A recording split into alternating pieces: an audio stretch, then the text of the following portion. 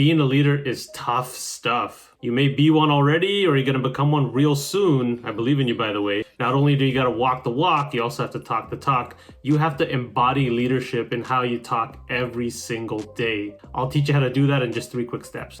Wow. Let's do that.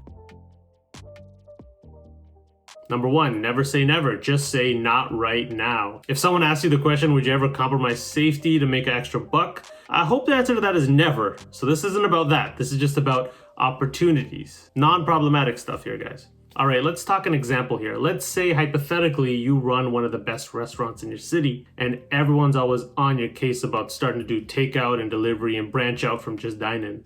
Now, personally, you may know that you never ever want to dilute your brand and shovel escargot into a soggy takeout container, but you don't have to say that to everybody as soon as they ask you the question. If it's a customer asking you the question, you can just say, yeah, that's a really good idea. It's not what we're trying to do right now. If it's someone like a business counterpart, you can be a bit more honest with them and say, not something we're looking at right now due to your real reason, which is, product dilution. Say that. Customers, you never say never because you're just being polite. They're giving you a suggestion. You want to welcome their feedback. At the end of the day, if it's said in good faith, it's probably because they want to see you grow. They want to see more people eat your food. They don't want you to be another one of those restaurants that closes and they're like, man, now where are we going on Saturday night now? For somebody on the non-customer side of things, it helps to explain your rationale because they can poke holes in it sometimes. They can shift your perspective and be like, well, there's ways to do takeout better. Ever since the current situation in the world, people have been switching to fancier takeout containers, better delivery. It could be a way you give jobs to people at the restaurant when you're going through a downturn. There's many different tweaks or perspective changes that these people could give you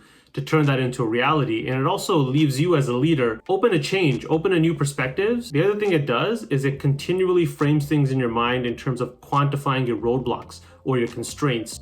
In this case, this would be quantifying one of the constraints on the vision you see for your business. Constraints aren't always a bad thing. You want to quantify the constraints around your business so you don't run off in every which way and stay focused on your vision.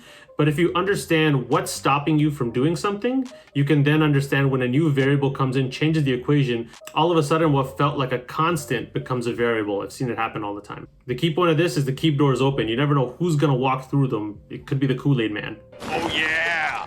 Number 2, say we and not I. Now this may seem like a subtle or obvious thing, but it's very powerful. I'm just gonna give you an off-the-cuff boilerplate speech and split it to you 2 ways. Okay, number 1, here we go. I faced a great challenge, and through perseverance and ingenuity, I was able to solve the problem. 2, we faced a great challenge, and through perseverance and ingenuity, we were able to solve the problem.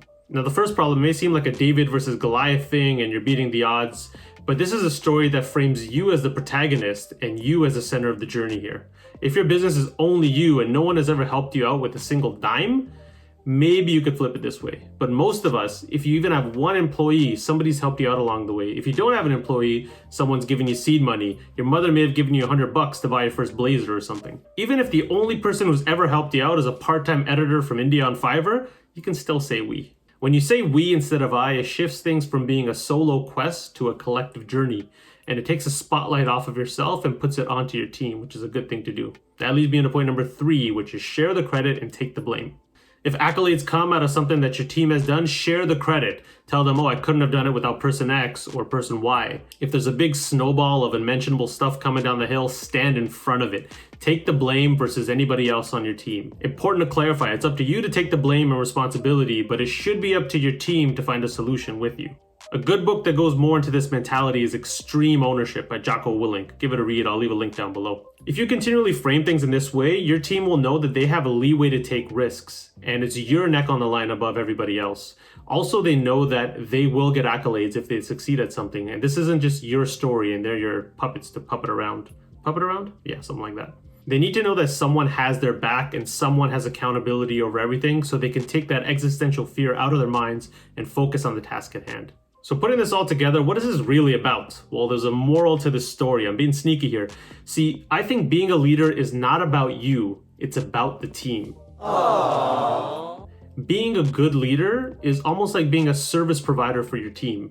A team looks for certain things in a leader, and if you deliver those, you will satisfy your customer in a leadership situation, which is your team.